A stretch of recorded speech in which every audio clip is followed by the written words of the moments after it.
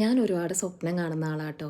അങ്ങനെ എൻ്റെ സ്വപ്നങ്ങളെല്ലാം വളരെ ഭയങ്കര ഒരു എന്താ നിഗൂഢമായ സ്വപ്നങ്ങളൊക്കെയാണ്. മിക്കവാറും അങ്ങനത്തെ സ്വപ്നങ്ങളാണ് കാണുന്നതും.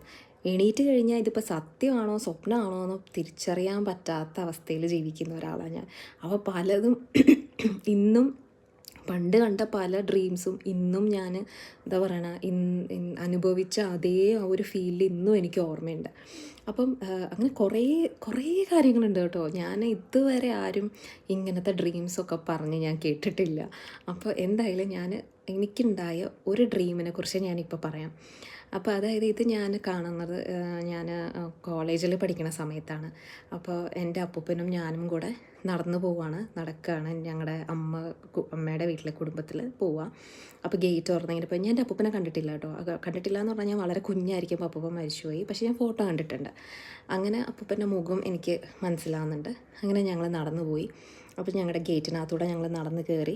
അപ്പോൾ അവിടെ എൻ്റെ മാമനും മാമിയും ഇത് കടല എന്തോ ഇങ്ങനെ കഴുകിക്കൊണ്ടിരിക്കുക വലിയൊരു ചരുവത്തിൽ. അപ്പം എനിക്ക് അവരെ കാണാം. അപ്പോൾ നമ്മൾ അവരോടൊന്നും പറയുന്നുമില്ല, അവർ നമ്മളോടൊന്നും സംസാരിക്കുന്നില്ല. നമ്മൾ കണ്ട ഒരു ഇതില്ല.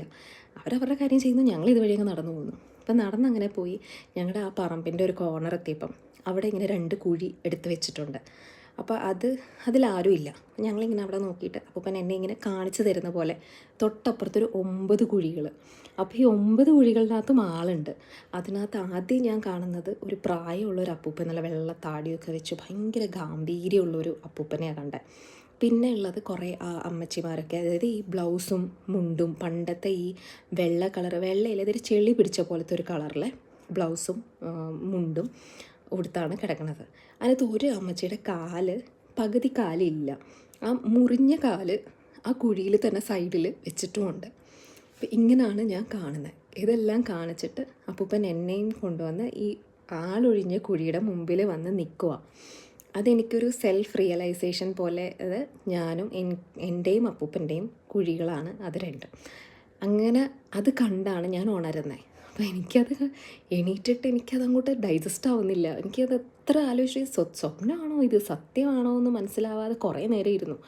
അങ്ങനെ ഞാൻ അമ്മയോട് പോയി പറഞ്ഞു, അമ്മ ഇങ്ങനെ എനിക്കൊരു സ്വപ്നം ഉണ്ടായി എന്ന് പറഞ്ഞപ്പോൾ അമ്മ പറഞ്ഞു, പണ്ട് ഉള്ള തലമുറകളിലെ ആൾക്കാരൊക്കെ ആ ഭാഗത്താണ് കുഴിച്ചിട്ടിട്ടുള്ളത്. അതുവരെ ഞാൻ കേട്ടിട്ടുമില്ല, എനിക്ക് അറിയത്തുമില്ല അങ്ങനെയൊക്കെ. ഞാനിത് പറഞ്ഞപ്പോൾ പലരും പറഞ്ഞു എവിടെയെങ്കിലും കേട്ട് കാണും, അവിടെയാണ് കുഴിച്ചിട്ടതെന്ന് എവിടെയെങ്കിലും ആരെങ്കിലും പറഞ്ഞ് കേട്ടിട്ടുണ്ടാവും, അല്ലെങ്കിൽ അങ്ങനെയൊന്നും വരില്ല. സത്യം പറഞ്ഞാൽ അല്ല കേട്ടോ. ഞാൻ ആദ്യമായിട്ടാണ് എനിക്ക് അങ്ങനെ ഒരു സ്വപ്നത്തിലാണ് ഞാനത് അറിയുന്നത്. അപ്പോൾ ഇതുപോലത്തെ കൂടുതൽ സ്വപ്ന കഥകളൊക്കെ അറിയണമെങ്കിൽ എളുപ്പം സബ്സ്ക്രൈബ് ചെയ്തോ.